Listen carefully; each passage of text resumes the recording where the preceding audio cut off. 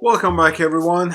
I decided to put together this short video about installing a Celastic earliner in this axis steer, which basically is the same procedure that you can follow if you like what you're seeing. You can follow this for any earliner on your big game head.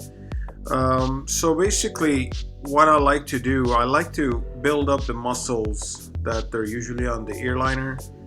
When you're skinning your deer, you'll usually notice very thin layer of muscles on it that it doesn't necessarily come with the earliner that you purchase. You can install basically build them up while you're mounting the animal, but it would be a little bit easier just to do it on the tabletop here. I like to use my regular potter's clay and build up the muscles and make it a little bit thicker at the base, and basically this makes it just simpler for me. So I'm applying a fine roll of clay at the bottom and also at the top of the base, and feather it out on the surface of the Celastic toward the tips of the ear. I don't do too much.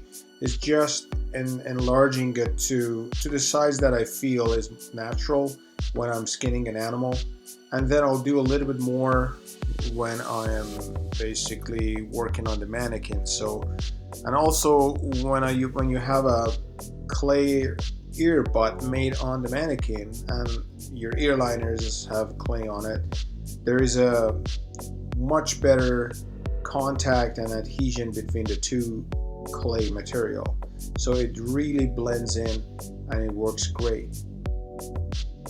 So as you can see, I'm putting bits and pieces of clay just to match it up and make sure that it's going to be as close as possible to what I like to see. The ear adhesive that you see, you can buy it from your local taxidermy supplies. They should have them. I've just bought a new batch, and I believe they're epoxy based, and they're really sticky, really good. I really like them.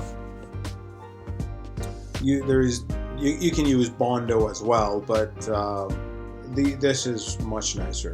It sets in 20 minutes, and I find it much stickier than Bondo.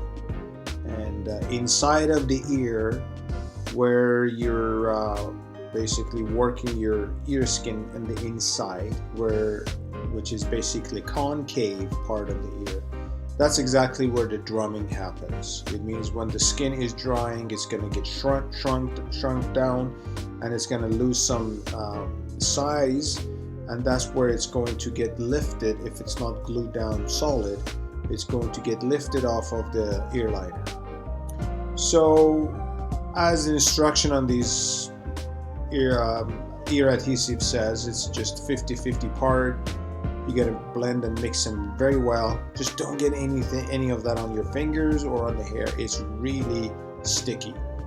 So you can mix it 50-50 and work your way inside the skin with the ear liners. As I said, I apply this generous glue. This glue generously inside the ear a lot more than the outside, because the outside or the back of the ear is not as sensitive as the inside of the ear. So I've never seen any ear gets drummed in the backside because it's a convex part of the ear. But in the concave part, that's where always you need to make sure that the ear liners are really glued down to the skin. So as you can see, I'm applying a little bit on the back, exactly where I don't have clay, because where I do have clay, epoxy won't do much. For that, I will use my hide paste, which is water based and works very well for the clay area. So that part of the back of the skin that you see doesn't have any epoxy attached to it or basically rubbed on it. I'm gonna peel over when I'm mounting the animal, and then I'll apply some um, hide paste on it.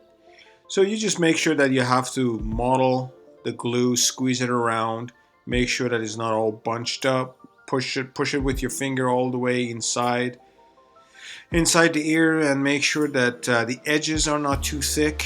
The hair pattern is basically you either comb them out, or in this case it was too short that it didn't really need to be combed out. And it's actually quite fun working with this material too, because it has a thicker consistency to it, so you can easily feel where you're pushing it underneath the skin, pushing and squeezing it around and making it happen. And by the time you're all done, when you are basically finished with your installation of the ear liner, what I like to do, I like to place the ears with their edges on the table to keep their edges perfectly flat, and so it doesn't curl or anything like that. Yeah, so that was pretty much it for this short video. I hope you take advantage of it. I'm sure a lot of you guys know how it's being done, but in case if you're starting, or if you've always wondered how to use these Celastic ear liners, which I buy them from Mackenzie Taxidermy Supply, or you can build them yourself. You can buy the material and build them yourself. If you were wondering how to use them, I hope this video was a little bit of a help. Okay, so this is coming to an end. I'll see you in a couple of days. I'm putting together some double pedestal video for you guys on big game heads. Have a good one. Thanks for watching. Please subscribe. Bye-bye.